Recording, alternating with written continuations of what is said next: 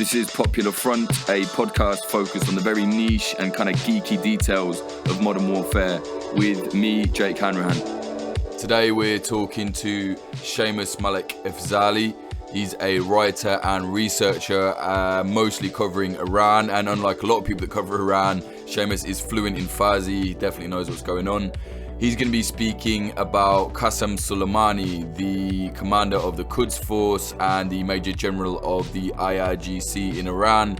Of course, he's been assassinated, and there's been clashes between America and Iran taking place inside Iraq.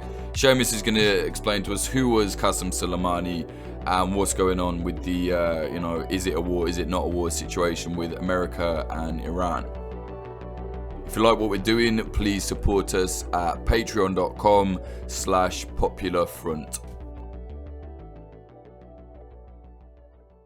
So there's a lot to go through. A hell of a lot has happened in the last week, 10 days. But let's start with the assassination of Soleimani. What happened there? Maybe start right at that point. All right. On the night of January 3rd, after there were airstrikes on Kataib Hezbollah, and there was a sieging of the U.S. Embassy by the supporters of Kataib Hezbollah. There was a convoy of, I believe, about 2 cars, maybe 3 cars, who were leaving Baghdad International Airport, and then suddenly there was, I believe, a drone strike that impacted those 2 cars, utterly destroyed them, bodies scattered on the road, and at first, the reports were that these were civilians who were in these cars who had been killed. There was also reports of a rocket attack somewhere near the area as well, so they were soon to be related. But then there were scattered reports that Abu Mahdi al-Muhandis, who is the deputy leader of the Popular Mobilization Units, the Iraqi government's organized Shia militias, that he was in the car and he had been killed, which in of itself would have been a massive development because the U.S. is now picking off the Shia militia leaders. But then on top of that, there were then reports that Qasem Soleimani, who, head of the Quds force, the elite force of the IRGC, Iranian military commander, had been in the car as well. And these reports started scattering. And eventually there was a photo released of the body, and there was a hand that showed a very specific type of ring, and that ring eventually turned out to be Qasem Soleimani's ring that he wears all the time. There's some conspiracy theorists even with that. So there's a picture of him that has been put next to this image of the ring. Now they're very similar rings, but they're just different, slightly different. One's got a different bezel. And some fucking conspiracy theorist was saying to me see, it's not really him, it's a different ring. And it's you don't think he had 2 incredibly similar rings. Do you know what I mean? He has so much money and power. It's so dumb. But yeah, so he's dead. Yes. The main long way around that we get to this is that it eventually came out very quickly through first PMU channels, and then it got to Iranian state TV that he had been killed in an American attack. A massive, unprecedented assassination of a foreign official in part of an adversarial country's government. But something of this scale has not happened since, I want to say, World War II with German politicians. And at that time, we were at war with Germany. Iran we're not in an open war with. And the United States has decided to assassinate this man. After that, there were pretty massive ramifications. There were videos that came out at Friday prayers that showed them announcing them, and there were people crying and sobbing and yelling, and there were people going out to the streets demanding revenge. And then the United States government announced that they had killed Qasem Soleimani because he apparently was planning an imminent attack on U.S. forces, and because of the AUMF, and because the IRGC is a designated terrorist organization by the United States, even though it's a state arm, it's a state military wing, they had the legal basis to assassinate him. There is a it's difficult to understate how reckless this is in comparison to the other options that Trump was apparently given. There are reports coming in that he was given several options about how to respond to the siege on the U.S. Embassy in Baghdad, and at least according to military officers, the option of killing Soleimani, who was suspected of organizing it, though that evidence for it is still dubious at this time, the option to kill him was presented as an outlier that he wasn't supposed to pick. It was supposed to make the other potential options sound much more agreeable in comparison. And especially because Trump had apparently rejected the option to kill Soleimani before. And they were, of course, surprised when Trump decided in the wake of that embassy siege and all of the coverage on Fox News about it that we should kill Qasem Soleimani.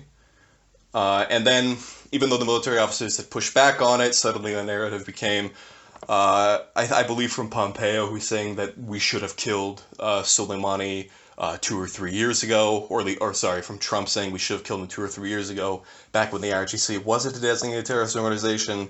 Then it became, when he went on Rush Limbaugh's show, that we should have killed Qasem Soleimani 15 to 20 years before this, back in 2000. Kill him when he was born. Let's just keep going back and back. Go back in time. It's become, just a side note, it's become kind of clear that Trump doesn't know really who Qasem Soleimani is, because the rhetoric from the U.S. government is that Qasem Soleimani is a terrorist, and because the IRGC is a terrorist organization, we had the parameters to kill him. And that he wasn't really that much of an official, that was kind of a footnote. In reality, he's this massive terrorist leader. But Trump then interprets that rhetoric as him being like an Osama bin Laden style terrorist who has been on the run for 20-some years or something. He's rogue. He lives in a cave somewhere, that kind of thing. Do you think that? You really think he was that clueless? I do, because Trump had given an interview to, I believe, Hugh Hewitt in 2017, 2016, I think after he was elected, where he was asked about Qasem Soleimani by Hugh Hewitt, and he did not know who he was. He was somewhat explicit about that. And he also didn't know what the Quds force was. And when he was asked about the Quds force, he thought that he said Kurds, and he said that I had been friends with the Kurds for a long time. It's difficult to, I mean, we're not unfamiliar with the idea that Trump is very unfamiliar with what he's doing as president, and I don't think that he really knows quite what he's approved, quite what he's done yet. I think he thinks Soleimani is someone that he's not. Right. So let's talk about who Soleimani actually is then, because despite Trump thinking he's like Shia leader of some kind of Taliban type group and weird hardcore Stalinist types thinking he's a hero, let's talk about who he actually is. Like, he's not a good fucking guy, right? Like, let's get down to it. Like, he shouldn't, killing him was a very bad idea at this stage right now, but it's not like he was a good person that should have just been running around free. No, Qasem Soleimani was the, as I said before, he was the leader of the Quds force, the elite forces of the IRGC. And, I mean, just at the beginning of Soleimani's career, he was in the IRGC putting down Kurdish rebellions. He was putting down left-wing rebellions in the far other parts of the country. In Rojava. Yes. And in 1999, during the pro-reform student protests that wanted Iran to be a more free and open society, Soleimani was a signatory to a letter from other IRGC generals that essentially threatened the president, the reformist president Khatami, implicitly that with a coup d'etat if he didn't suppress the protests. Aside from that, in Syria. And this goes into the later strategic stuff that we'll talk about. But he engineered the siege of Aleppo that killed untold numbers of civilians. Engineered also other Syrian offensives that killed a lot of civilians. Was the backup, essentially saved Bashar al-Assad's government from falling to the rebels. He's not out there fighting with socialist. He's not a socialist revolutionary. He's not. Well, he was quite anti-communist, right? Like his whole life. He was very anti-communist. He started his career fighting socialists. And there is no indication, and even though he doesn't involve himself with domestic politics in Iran that much, there is no evidence to suggest that he's reformist or even necessarily that much of a political moderate like maybe Rouhani is.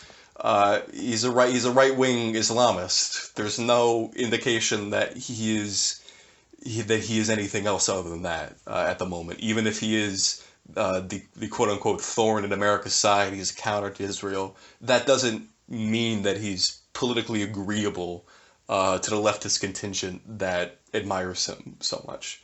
Yeah, I mean, I don't want to get too hung up on all that because, to be honest, it's just mostly an internet thing.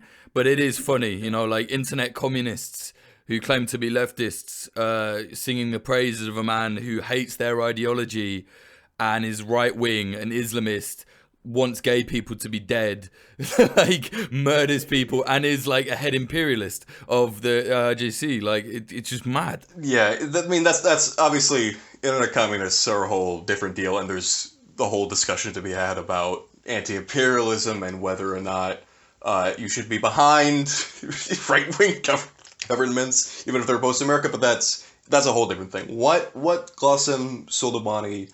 What made Qasem Soleimani so notable in the Iranian societal consciousness was that, and really in the Middle East regional consciousness, was that Qasem Soleimani was maybe the most accomplished general of the modern era in that sense. There's a map of just the things that he was involved with over the past couple years. All around the region. And the amount of places that he was in, coordinating different offensives, coordinating with different groups, with different disparate groups, engineering conflicts, just going everywhere at once, doing everything at once. I mean, he turned the tide against the rebels in the Syrian civil war with the Qusayr offensive. He then pretty firmly made sure that the rebels would never had any chance of winning the Syrian civil war by engineering the siege of Aleppo, the re-encirclement of the rebels in Aleppo. He oversaw the battle to take back Tikrit from ISIS, which of course turned the tide back on their offensive into Iraq. He met with Peshmerga commanders. He oversaw the final battles against ISIS in Al-Abu Qamal. He coordinated with Hezbollah in Lebanon after parliamentary elections to make sure that they had an effective strategy. And in all of that, he was then, of course, in Iran visiting disaster-stricken areas to help out with relief efforts. He would visit holy shrines in order to enforce that kind of it's difficult to describe, but there's a very big importance on Shia shrines in the resistance axis propaganda strategy, and of course him going to all these shrines helps in that. Back at home, he would do interviews and talk, and was very, very personable, and he appeared in all of this Iranian media, and he was. It's a long story short. Qasem Soleimani was doing everything at once, and was the engineer behind the very, very small strip of modern Middle East as we know it, the current dynamic that exists in the Middle East today. Qasem Soleimani is very much responsible for it. Right, so he's basically very, very good at his job. Like him, hate him, he was very good at what he did. But what does the general, your everyday Iranian on the street, just normal guy, normal woman, what would they have, what kind of impression would they have of him? Would it be all state propaganda, he's a hero, or was it genuine, like everybody loved this guy, or what? The good thing is, and that we don't have to really speculate on this, is that the University of Maryland did independent polling in Iran over the course of the last couple of years about the popularity of certain politicians, which included Qasem Soleimani.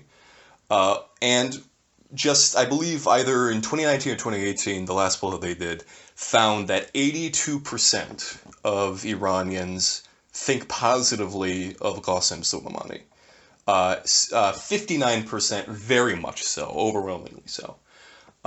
Compare that to Hassan Rouhani, who the anti-government protests were against just a month or so ago. Now, his approval ratings were even lower than Trump's. There's a massive gap between those things. It's not necessarily that they may think that Qasem Soleimani is a hero in the sense that maybe you're describing, where they love him and they adore him and they kiss his feet and all of that, but there's an overwhelming sense, a feeling. People love Qasem Soleimani because he's the defeater of ISIS. He saved the Shia world from the ISIS scourge that was going to conquer them, that was going to genocide them, that was going to massacre them. His existence is a thorn in America's side. It's a thorn in Israel's side. He prevents this country from being conquered by the West, from being influenced by the West. He is that wall against them. And Iranian nationalism, being as strong as it is, being as strong a cultural force as it is, that kind of rhetoric, irrespective of any sort of Islamist thinking, it's a powerful motivator. Qasem Soleimani, because he didn't involve himself with domestic politics that much, because of that, he was able to exist outside of the traditional framework of the Islamic Republic. He was able to exist above the feeling that people have, where people hate the Islamic Republic. He existed above that. And that's why people are protesting against the government. Qasem Soleimani stayed popular, and people are now turning out to mourn him, millions even, to mourn him, to celebrate his life, to call for revenge against the United States for this action. Right, that makes a lot more sense. So he was more of an icon than a politician in a way. Absolutely. Qasem Soleimani shunned the political spotlight, even though he would almost certainly have been elected president if he had run. I don't want to repeat too many talking points that sound like propaganda, but the feeling that Iranians had was that Qasem Soleimani, they admired and respected the fact that he wanted to be out in the field. He wanted to be with other Iranian soldiers. He didn't like pencil pushing. He didn't like government bureaucracy. He didn't like dealing with politics. And there was a lot of respect for that kind of decision, that he put himself with his country and not with any sort of political party. Right, and to be honest, that's natural. It doesn't mean that the people of Iran are like, yeah, we love what he did in Aleppo. No, it just means like, yeah, that guy's all right. Like, there's a complexity that I talked about earlier, and I not just see it with the diaspora that I talk to, but also people in Iran, my relatives who still live there, where people who despise the government, who despise Khamenei, who despise Rouhani, who want Iran to be a free society, to be a democracy, maybe even a socialist republic or a communist state, they love Soleimani. He's a different figure entirely.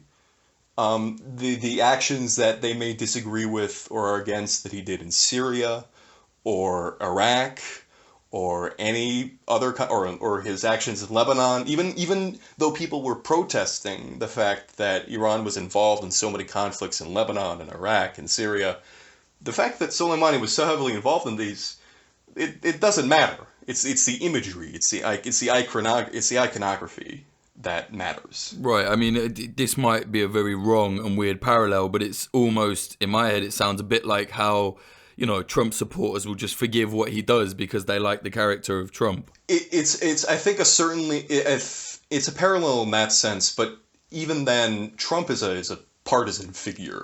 He's a political figure. Qasem Soleimani, and it's difficult, and that goes into another thing that I'll talk about later. His popularity transcended political affiliation.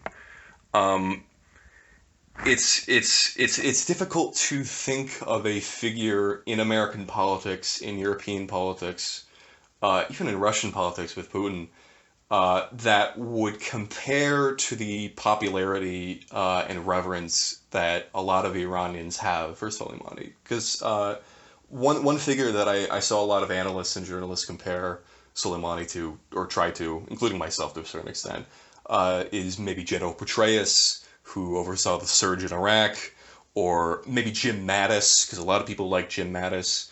But Jim Mattis' approval ratings were around 50% at the end of his term as Secretary of Defense. Petraeus, not really available.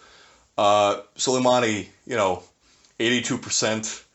The way that I try to explain it, I might try to explain it, is that after 9/11, there was this massive fervor of nationalism, of U.S. nationalism, and a reverence toward the U.S. president, George W. Bush, also for the New York City mayor, Rudy Giuliani. Everybody loved them. They would get standing ovations. They couldn't go anywhere without people lauding them and celebrating them and wanting to get revenge for the country.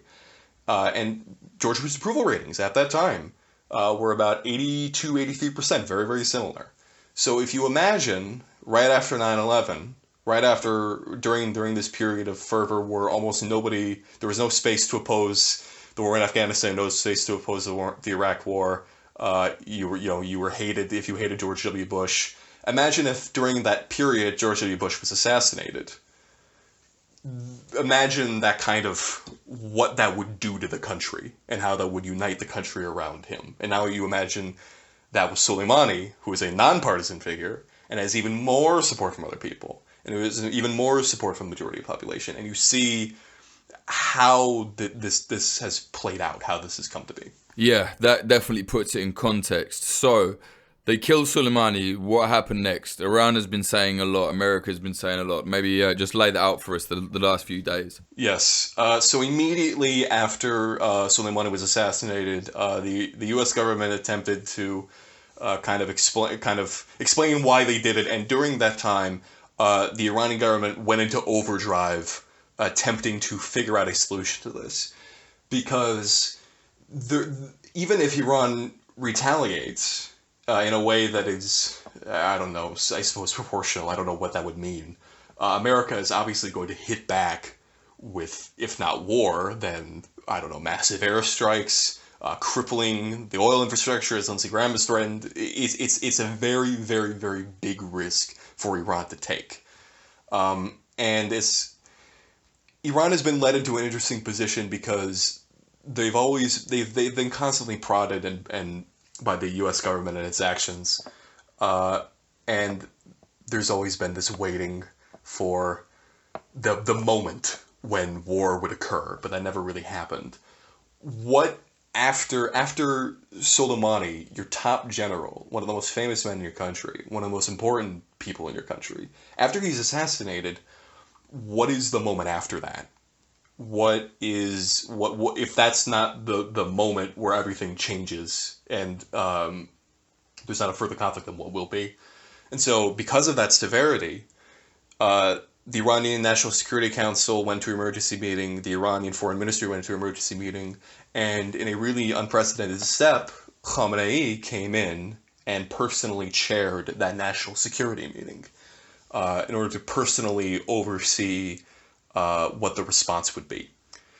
During that time, they appointed a new leader of the Quds force, Soleimani's former deputy Ismail Qani, who I can go into explaining who he is later on, if need be. And additionally into that, just a few hours ago, I believe the Iranian government announced that they had 13 different quote-unquote revenge plans that they could undertake, and they made sure to specify that it would not be done with any proxy forces or non-Iranian forces. If the retaliation were to occur it would be through official Iranian military means or governmental means. Right, so no Hezbollah, no Kataib al-Hezbollah, no PMU, Hashd al-Shabi. It's going to be Iranian troops. Yeah, if not Iranian troops, then by some other direct Iranian governmental measure. Right. That was what they specified. Now, of course, in practice, who knows? But that is the official government line at the moment. Aside from that, there's been a massive funeral procession that has been proceeding through both Iraq and Iran at the moment. And it's really, and the response to this has really shown the two groups, the disparate societies that exist within Iraq. Because before this, as we all saw, anti-Iranian interference protesters came out in very large numbers. They were massacred by forces that were aligned with the Iraqi government, by militias, by Shia militias. And they're still protesting out there. But after Soleimani's assassination, these massive crowds of people came in to mourn, to shout that America was a great Satan, and they from at least from what I'm seeing, I haven't seen there. I believe there was a new protest today that was attended by a lot of people, but these numbers either met or dwarfed the numbers of Iraqi protesters that have been out here. Just an outpouring of mourning for an Iranian general, not Iraqi general. So in Baghdad, there was a crowd of people trying to get to Qasem Soleimani's casket. They were frantically trying to get to it. In Najaf, similar situations. There were lots of people around the Imam Ali shrine, shouting, chanting, Allahu Akbar, Amriki Shaitan al-Akbar. God is great, America is a great Satan. Catchy. Yeah, it's not a bad chant. And after that, they went to Karbala, where similar response happened, and it was just there were I remember from Baghdad, an incident in Baghdad where just because and interestingly the procession was guarded by official Iraqi troops, despite the fact that this was an Iranian general. They went through the green zone. They took the body through the green zone just because of logistics sake, because they had to get it through one road or another, and people were not allowed in. And there was an attempt to break in to the green zone again, just so that these people could follow the body with them. That was the level of reverence that they had for this man. And then after they left Karbala, they arrived in a Ahvaz, the city in southwestern Iran that had been the site of some of the most intense anti-government protesting against the Iranian government. I was going to say there was like a separatist militant attack last year, right? Yeah, there was a separatist movement that has its base there. There was an incident during the Iranian protests themselves where I believe 100 protesters were led into the marsh fields in Ahvaz because one police officer saw a gun. And then they killed all of them inside that marsh field.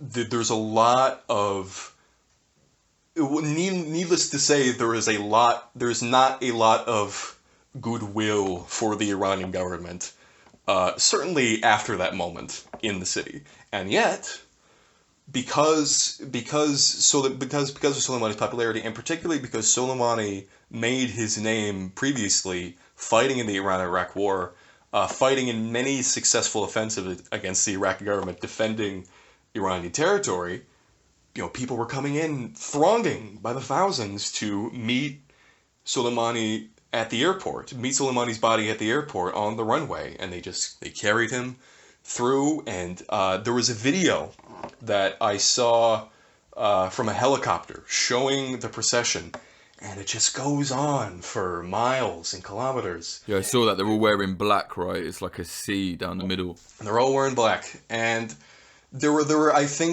attempts by Ahvazi separatists to say, and also to a certain degree by other Iranian dissidents, to say that these marches had been coerced, that they had been forced, that people were being threatened by employment termination.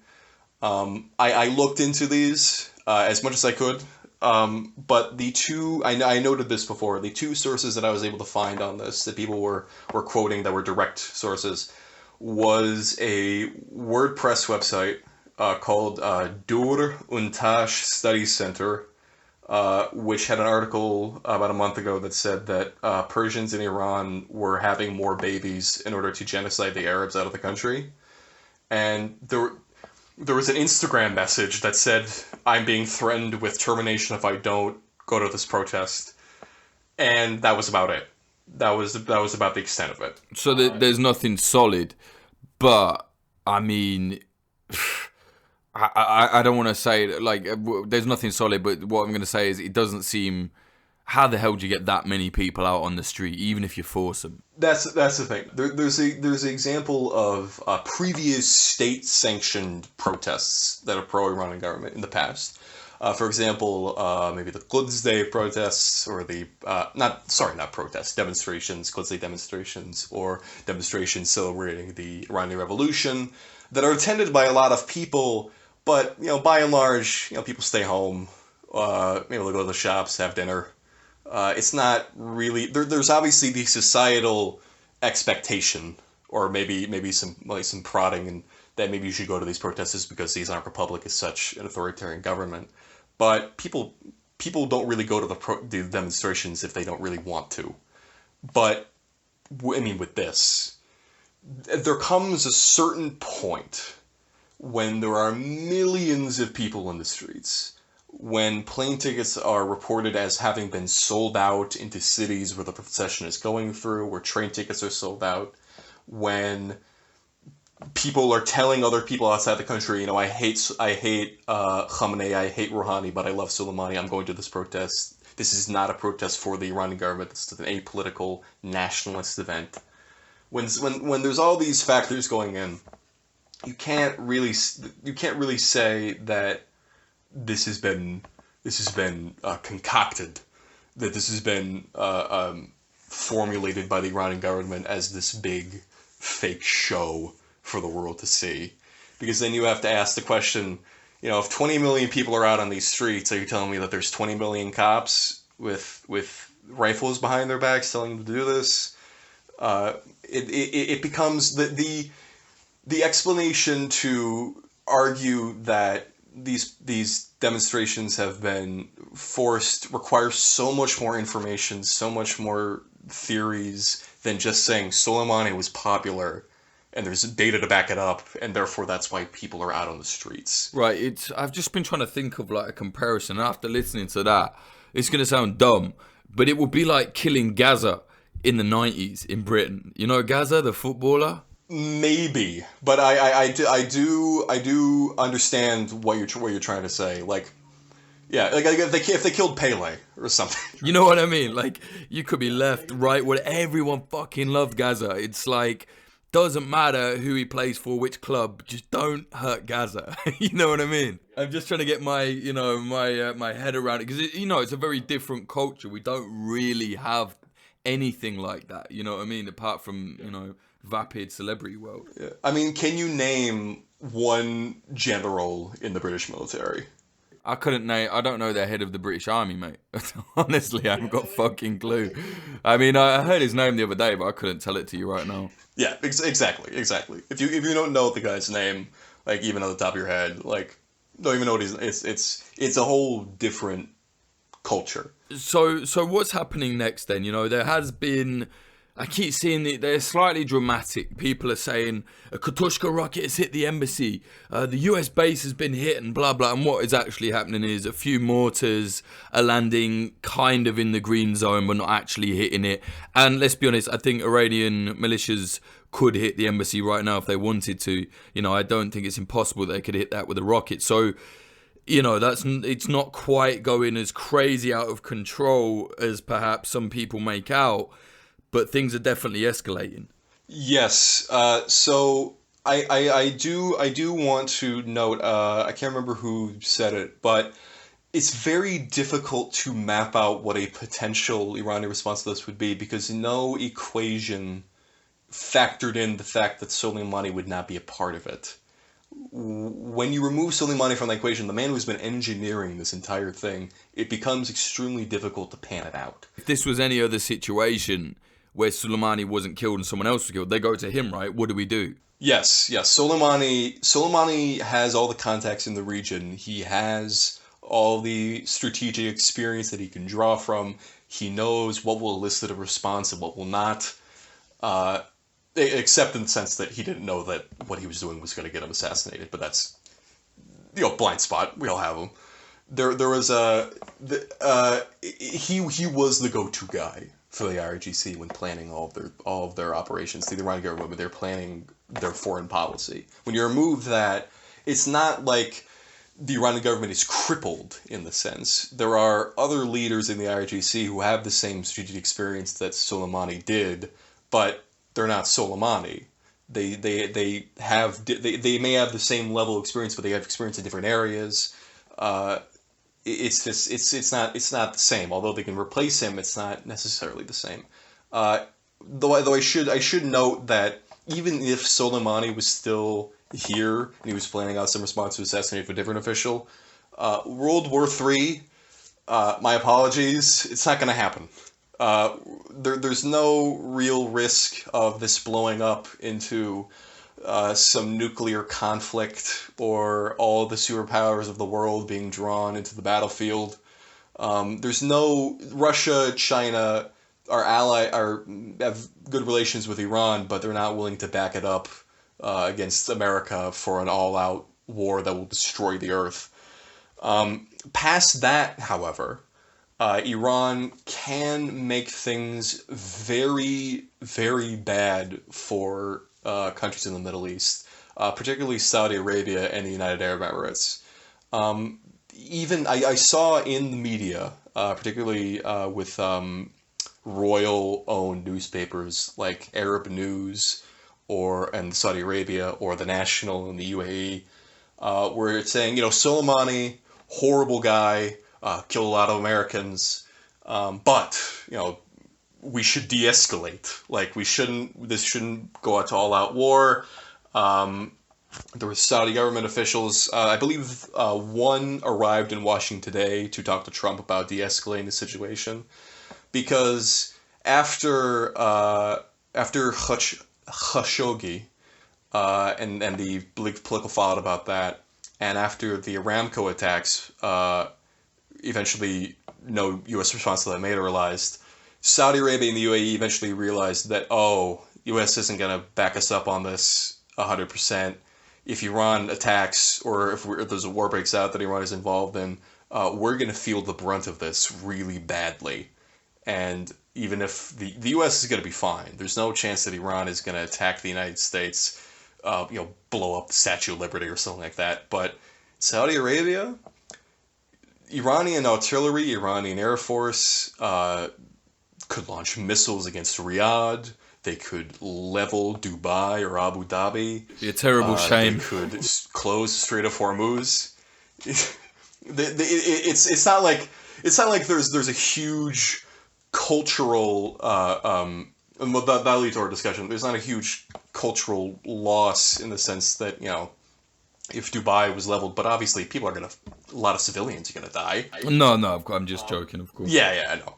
But there's a sense that the UAE are realizing that if the U.S. isn't going to help us, we need to make sure that war with Iran does not happen, because if there's not huge rocket attacks and artillery barrages that destroy our major cities, the Strait of Hormuz is going to get closed. We can't get oil out. There's going to be a massive run on the pumps. Their economy is going to collapse. There's going to be political upheaval. Any number of things Iran could make any number of things go wrong for the Gulf states. The U.S. isn't going to factor into it. Iran has the ability to retaliate in that sense. The IRGC Major General Mohsen Rezai he went on Twitter to threaten that if the United States responds militarily to our retaliation for the assassination of Soleimani, we will level Haifa and Tel Aviv. Good luck. Yeah. I think Iran can do something similar to what Saddam did during the Gulf War, where Scud missiles may get fired at Israel, or something along those lines. But ultimately, the Iron Dome is a very powerful defense mechanism. There's no real chance, even if Iranian media may claim that, I remember saying something like Iran could destroy Israel in 72 hours or 3 hours, if they coordinate destroying all the water lines, destroying all the major cities, invading from all three corners, or something like that. It's not going to happen. They can make things difficult for Israel, but they can't deliver the level of damage that they could on Saudi Arabia or the UAE. There's also this attempt by a lot of American pundits and U.S. conservatives to imply that Iran, when Pompeo was talking about Soleimani planning an imminent attack on Americans, he was likely describing like an attack on like American troops in Iraq or something like that through proxies. Though the evidence of an imminent attack has not been provided. I was going to say, even that, I mean, come on. Yeah, even that. And there's also, I think Pompeo came out and said that the attack was imminent in the sense that Qasem Soleimani has already killed Americans. So he might do it again. So he might do it again, and also, like, it already happened, so that's imminent? I don't know. Like, he's a previous offender. He's a previous offender, but it's nonsense. But even in that case, he was pretty clearly referring to, like, actions in Iraq. But then people who work at the Federalist or at Fox were thinking, oh, Iran's gonna attack New York City? Like, Iran, if you attack New York City, we're gonna level Tehran. Yeah, these are guys that think, like, Team America was a documentary. Like, the punditry from them has, honestly, it's been insane. It's almost like they want the war to happen, It's terrifying. No, they want the war. People have been, and it shows with the response that a lot of people have had to the assassination of Soleimani, like from Trump. They think that Soleimani was a bin Laden type figure, or they want Soleimani to be a bin Laden type figure who is constantly engineering terrorist attacks from afar, destabilizing the region from his mountain complex, mysterious, rogue, all these things. They want an enemy like Al-Qaeda was back in the 2000s that they can rally around the flag about, that they can really, really hate like they used to, but that's not really how it is. He was a military official in a foreign government. The dynamics are different, but of course that doesn't matter. Iran's gonna attack Statue of Liberty or something or whatever. In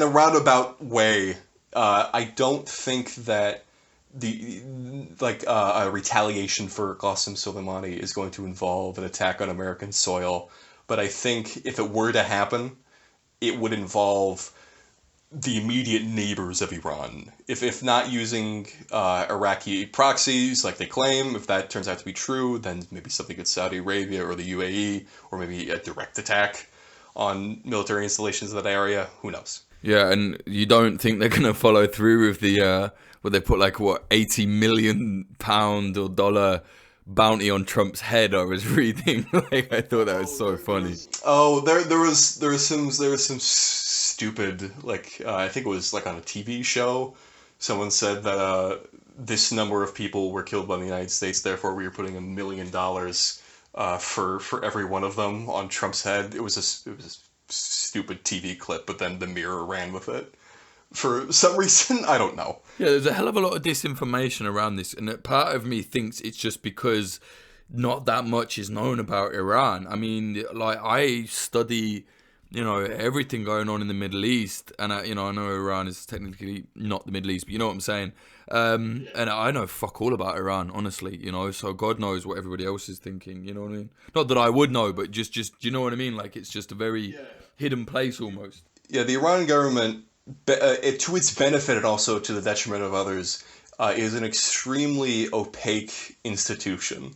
Not only are its politics, its governmental system extremely hard to understand with the Guardian Council and how it relates to Parliament and the Assembly of Experts and all of this, nobody really knows the inner machinations of what interior ministry officials are thinking or what military officials are discussing, because they don't really talk to the media unless they want to, and the media that they talk to are going to be very receptive to the idea that they're not talking to the media. They're very, very pro-government.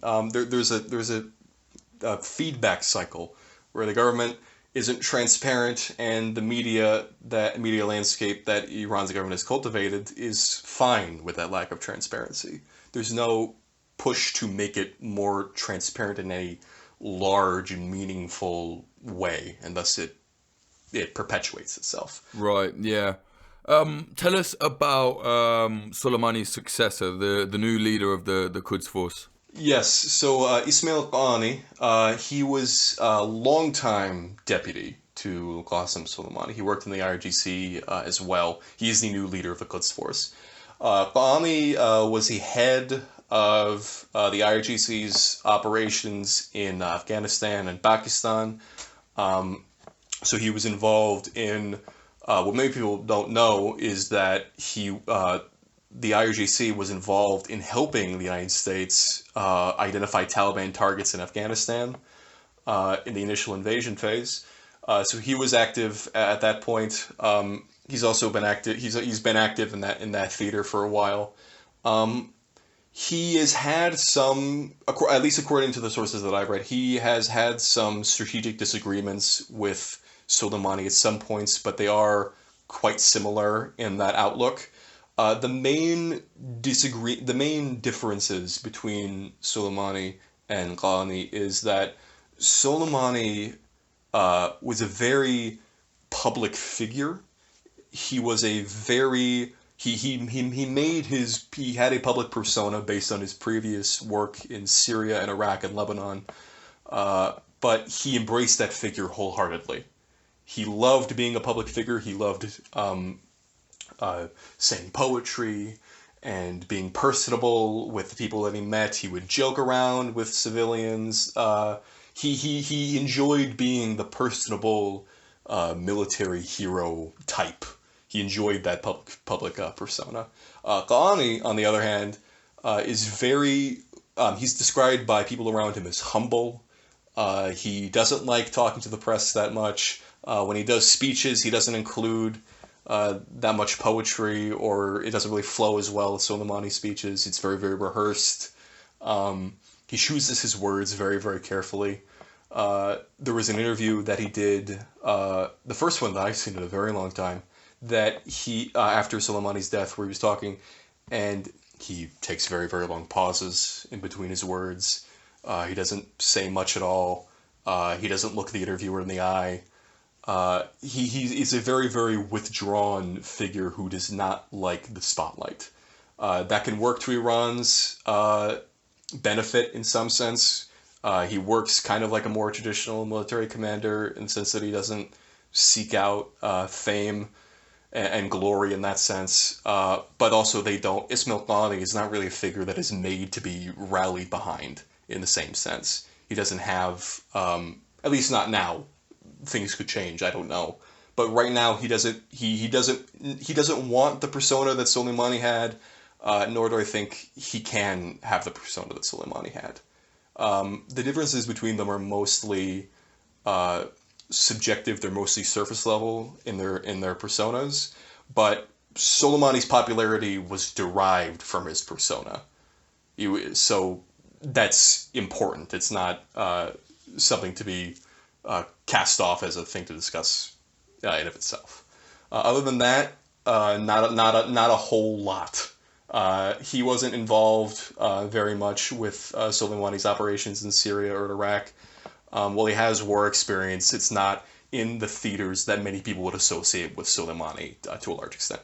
And militarily then, do you think he'll make many changes to the Quds force, or will it just be basically copying what Soleimani did? Nothing. I don't know if he can copy exactly what Soleimani did, because Soleimani really was just able to juggle everything at once. That remains to be seen. But whatever strategic disagreements Soleimani and Ghani had, they weren't severe or significant enough, or I can forecast a severe parting of ways between the old Soleimani strategy. There's nothing that indicate. I don't know if it can be as strategically complicated as Soleimani was able to do, but that general strategic outlook, probably will remain basically the same. Yeah. And can you go a little bit into the early life of Soleimani? Well, I just want to kind of get an idea of why he was so good. I know he was in the IRGC from like a really quite a young age, right? Yes. So Soleimani, I mean, part of the public persona of Soleimani is because he came from a working class family. He wasn't like he didn't come from like a notable family or some kind of political dynasty. He was born in the 50s. He worked. He was from the city of Kerman. He was a construction worker for a while. He was a contractor for a while. He would go to the gym. Very, very normal, rural, middle class Iranian life, working class Iranian life. He wasn't that religious at all, despite the organization that he would go into. After 79, he joined the IRGC, and he in 79 he worked to put down the Kurdish rebellions, but then Iran-Iraq War happened, and he famously said, "I entered the war on a 15-day mission and ended up staying until the end. We were all young and wanted to serve the revolution." During the 80s, Soleimani was involved in a lot of successful operations against Saddam Hussein. In particular, he was involved in Operation Mersat, which was the attempted MEK invasion of Iran, spearheaded by Saddam's forces, where which was the MEK, which is considered by many to be a cult now at this point. They entered in through the west of the country, and they pierced into the middle of the country, and the IRGC and the Iranian army were able to surround them, kill thousands of them, and send them running back to Iraq. And it was considered the last major operation of the war. It was what effectively destroyed Iraq's ability to counterattack against Iran's counter invasion. It's an operation that is cemented in the minds of many, not just because there's a public holiday about it now.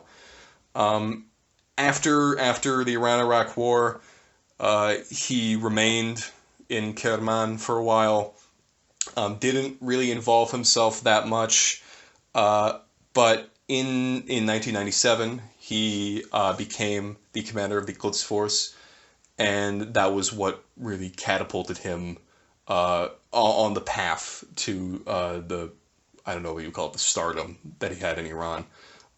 He wasn't that notable at the time that he signed the letter that asked Khatami to put down the student protests, but he became notable in 2001 when diplomats that were under his direction were tasked with coordinating with the Americans to identify Taliban targets in Afghanistan during that initial invasion phase. Despite the fact that they were quite helpful in that regard, in 2002, George W. Bush declares Iran to be the axis of evil, and because of that, obviously, that kind of coordination stops. After that, there becomes this realignment towards focusing on Hezbollah. Soleimani was involved in coordinating Hezbollah's response during the 2006 war. There was a painting that I saw showing Nasrallah Mughniya, former Hezbollah commander, and Soleimani in an apartment block in Dahia, which is a southern suburb of Beirut. They were all in one room at that time, and the famous story goes is that Israel was about to airstrike that apartment, and it would have killed Nasrallah, Mughniya, and Soleimani. And if that had happened, Israel would have won that war. But they managed to escape just in time, and that massive quote unquote victory, Israel would call it a ceasefire, but the expelling of Israel from Lebanon made Soleimani much more notable. He was then promoted to Major General in 2011, and all during this time, even though he was coordinating a lot and was involved in many strategic operations, he wasn't that famous to the Iranian public. All of that, of course, changed in 2012 when the Syrian civil war really entered its most violent phase. Soleimani was involved obviously as part of the IRGC, was involved in coordinating with the Bashar al-Assad's government in trying to figure out a way to turn the rebels back, and they managed to do so during the Al-Qusayr offensive near Homs, where Bashar al-Assad's forces, under the direction of Soleimani, and Hezbollah, were able to rout the rebels from that area, and it managed to turn the tide against them, which would then, of course, lead to Soleimani organizing in Aleppo. And after he started coordinating in Aleppo, the thing that really catapulted him into popularity was when ISIS did their major invasion of northern Iraq. They captured Mosul, they captured Tikrit, they captured Fallujah, they captured all these cities, and Soleimani was called in as a PMU was being formed to strategize the response to that, and he successfully strategized the way to take back Tikrit from ISIS. He was involved in the operation to take back Fallujah. And those operations made their way into Iranian news, and they were very well reported. And that narrative of fighting against ISIS, being the hero that defeated the ISIS scourge, as I previously mentioned, that was going to genocide Shias off the face of the earth, the Iranian culture off the face of the earth, that threat, it became what he was known for, and his popularity grew. I believe in 2016, about 70% of Iranians approved of him, and then by 2018, as the Syrian civil war, the major phases of the Syrian civil war came to a close, that popularity had risen to about 82%. And in all that time, he had been not only involved in Syria in smaller operations, he was still coordinating with Hezbollah in terms of politics, which also earned him notoriety.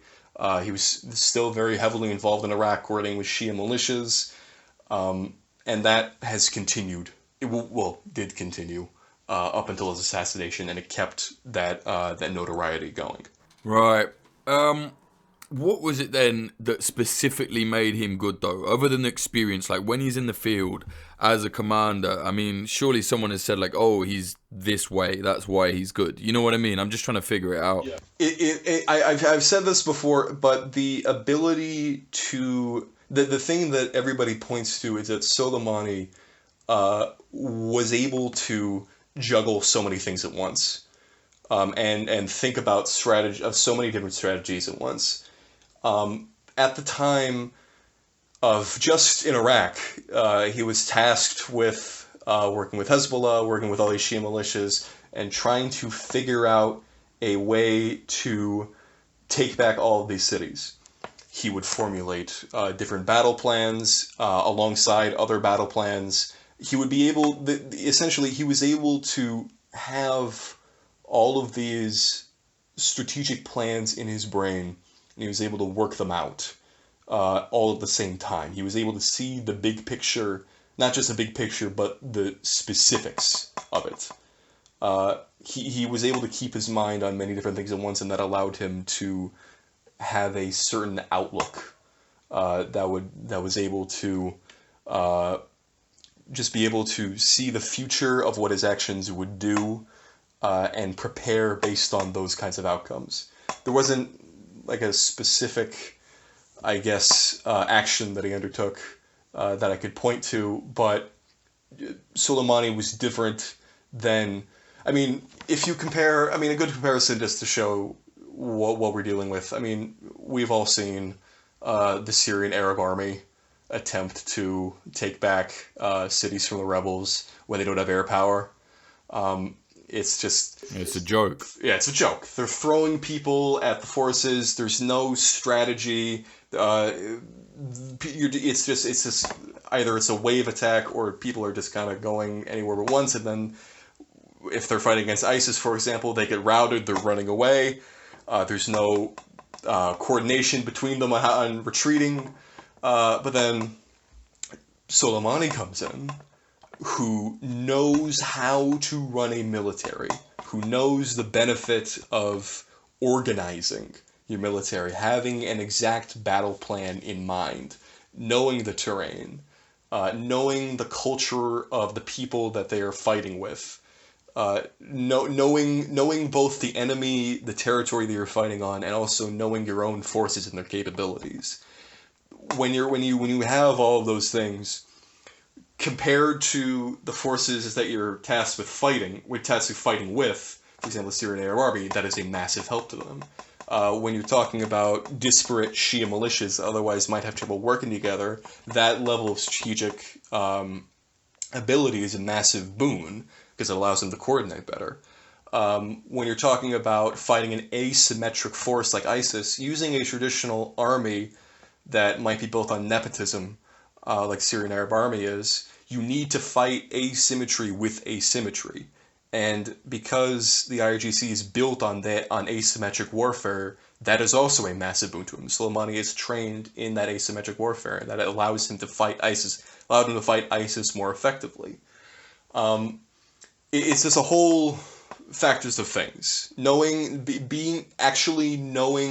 how to knowing what strategy is, what effective military strategy is in a region that seems very much devoid of it, that doesn't really know how to deal with asymmetric forces. That is why Soleimani was as successful as he was. That he was able to not only understand and process what he was tasked with, but also was schooled in the necessary training that he was able to counter it with. Right, yeah, makes sense.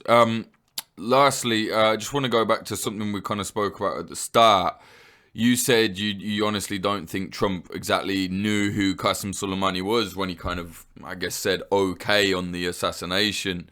So where do you think this came from then? You know, if he didn't know who, I doubt he would suddenly say, well, let's kill that Soleimani guy, and no one would go, hey, mate, like, don't kill him. Do you know what I mean? Someone has said, let's do this, and Bolton's not there, so who is it?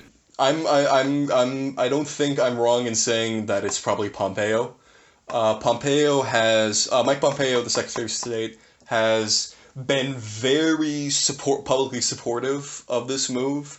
I believe there were some reports saying that he had suggested this move either a couple months ago or a couple years ago.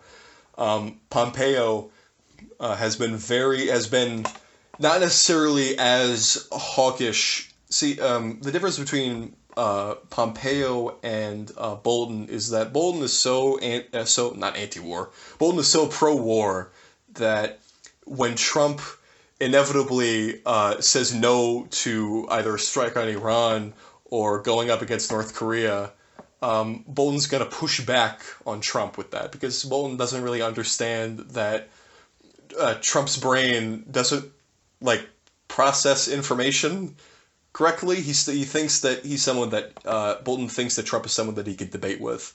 Pompeo understands Trump, that he really just needs to, if he disagrees with Trump on something, he just kind of needs to explain it in a certain way to Trump that he will agree with him on this. If he defers to Trump if he agrees with them on so many other things, he can eventually convince them of something. What I think probably happened is that, if not Pompeo, someone under Pompeo's direction explained very briefly who Soleimani was, saying that, Soleimani, he probably engineered that siege on the U.S. Embassy in Baghdad.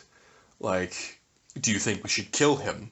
And Trump, he doesn't know, like, Trump has no idea who Soleimani, like, is in the hierarchy. He doesn't know how important he is to the strategic balance in the Middle East.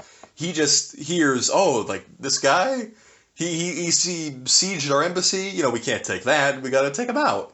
He doesn't understand the ramifications of the action that he's doing. He just knows the bare minimum of information, that he led some action that he wasn't a fan of, and then therefore we gotta kill him. I don't think it's any more significant or sophisticated than that, if I'm being honest. Yeah, Pompeo in the UK, we would say, is a shit stirrer. Yeah. That one guy is just like, hey, he said your mum's fat. Something ridiculous. You know what I mean? To get people to clash. Yeah. No disagreement here. Oh, dear. Okay, mate. Is there anything else you want to say before we go? Nah. I think I've gone over everything that I need to say about Qasem Soleimani. Yeah, it's very thorough, man. Thank you very much. Séamus, where can people find you? And please pronounce your surname again for me. Yeah, Séamus Malekafzali. Malekafzali, got it. Yeah, man, you got it. There was on Twitter, I am at Séamus_Malek, Malek. You can find my stuff, my full portfolio on my website, Séamus-Malekafzali, Malekafzali.com. Hopefully this doesn't become a huge conflict. That's all I can say. Yeah, hopefully we'll get drafted. Just memes for now. Yeah. All right, mate. Thank you very much. Appreciate that. All right. Thanks, man. Right, Séamus. So about an hour after we got off doing the podcast about Qasem Soleimani, fucking Iran has just hit several US bases and what have you, or installations across Iraq, ballistic missiles, over a dozen so far. Very serious. Is there anything you want to send me or anything you want to say in this voice clip? Just we can tag on to the end of the podcast just to, mention this quickly. So, update. About an hour after we recorded this podcast, Iran fired tens of ballistic missiles at Al-Assad Air Base in Anbar province of Iraq, which is operated by the United States Marine Corps and is jointly used by the United States and the Iraqi military. Obviously, a massive escalation that I personally did not expect to happen so quickly and so overtly. And right now, the IRGC has just announced that any country that facilitates the United States response to this retaliation for Qasem Soleimani's assassination will be targeted as well. And additionally, that Israel is considered to be one and the same with America in its responsibility for Soleimani's death, which could lead into a lot of retaliation for that country in the future, though I am not sure of what that retaliation against Israel could mean. President Trump, I've heard reports that President Trump is going to address the nation shortly. The Joint Chiefs of Staff just visited him, and, it's up in the air. And since that happened, Trump came out, said that no US troops were killed in the bases, no Iraqi troops were killed in the bases. No one was killed, luckily. The only positive to come from this is that nobody was killed. The worst situation is obviously, in my opinion, for the Iraqis, these two powers fighting in their back garden, and there's nothing they can do about it. It's fucking terrible. But it does look like now it's kind of calmed down. It's almost like to save face. I think Iran I had to hit these areas, and surprisingly, no one was in them. So yeah, maybe that was like a saving face move, and now it's been de-escalated. But for now, it's definitely quiet. But as you can tell, we've just done these 2 voice clips, and now this. Things could kind of spiral out of control again fast. But yeah, we'll keep everybody updated best we can. But yeah, cheers.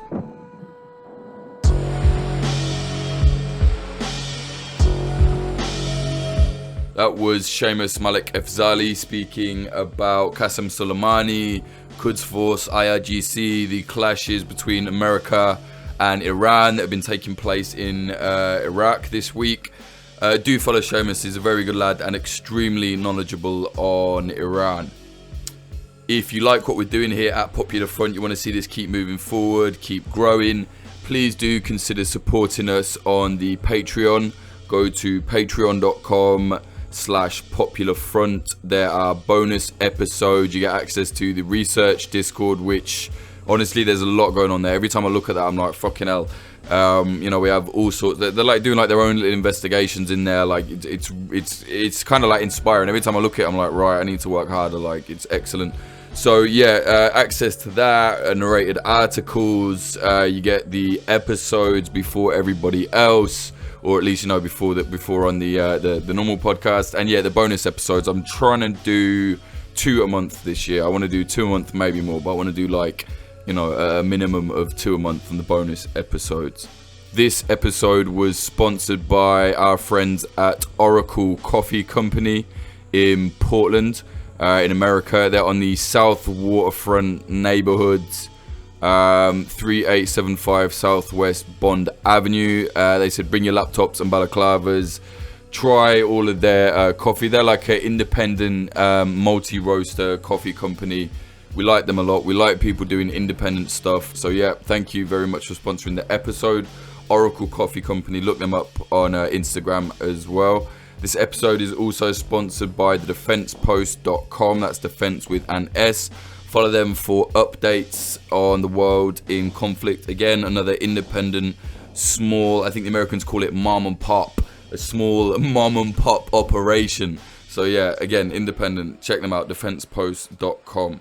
Follow us on Twitter, twitter.com/popularfrontco. Instagram, instagram.com/popular.front. Again, like I always say, you'll have to type the whole thing in because we're shadow banned because, Zuckerberg hates his own reflection. youtube.com/popularfront. Subscribe, hit the bell. Things are going well on the socials. Like, it's social media. Like, there's part of me that fucking hates it, and part of me that likes it because you can get and talk to all people and whatever, and it's helped us grow massively. But it's like a fucking nightmare sometimes. But it's good because we're growing on there. So really appreciate the support on there. Followers, subscribers, all of that. It's growing up and up and up every month. So yeah, definitely. Thank you very much. Someone is putting the word out there. Really appreciate that. And I also saw people sharing the Patreon link a lot more recently, which is very much appreciated. Because like I said, the bigger we get, the more stuff we can do, the more we can cover more conflicts, get more people on board. This isn't like, oh yeah, it's just a podcast. It's a whole platform. We do docs, we've got articles. I would love to get like an editor to do the articles, and we'd have constant articles and stuff like that. So yeah, the bigger the Patreon gets, there's just going to be more and more and more and more Popular Front. Like no one's getting like new cars or anything like that. Everything is going to Popular Front. Thank you very much to the highest tier patrons as well. They are Adam Berg Snyder, Amy Rupert, Andrew Hurley, Axel Iverson, Azad, Brian McLaughlin, Callum Ross, Chad Walker, Christina Rivetti, Christopher Martin, Craig Miller, Dan Dunham, Daniel Shearer, Diana Gorvanek, Eloise Larson, Emiliano, Emily Molly, Fletcher Tate, Frank Austin, Jack Mayhoff, he's just always there, James from the Discord, Janet Basurto, Joanne Stocker, Joel Tambusi, Josh, Juan Hernandez, Jungle King Virapan, Kay Hardy Roberts, Lawrence Abrahams, Lika Madik, Nate Van Dor, Noah, Ari from the Discord, Patrick Bronte, Peter McCormack from What Bitcoin Did, Q-Ball, Rusha Al-Akidi, Rohan Abare, Rubicon, Ryan Sandercock, Scartoon Music, Sebastian from the Discord, Sentry, Sarushe Hawazi, Stephen Davila, STV, Tom Lochrin, Tony Bin, Vida Provost, and Zachary Hinch. Thank you very much. I remember when we had like the first like $30 Patreon, I was like, fucking hell, that's crazy. Now there's like loads, you know, reading them out, everything. It's really, really appreciated. Thank you very much. Again, you know, patreon.com/popularfront.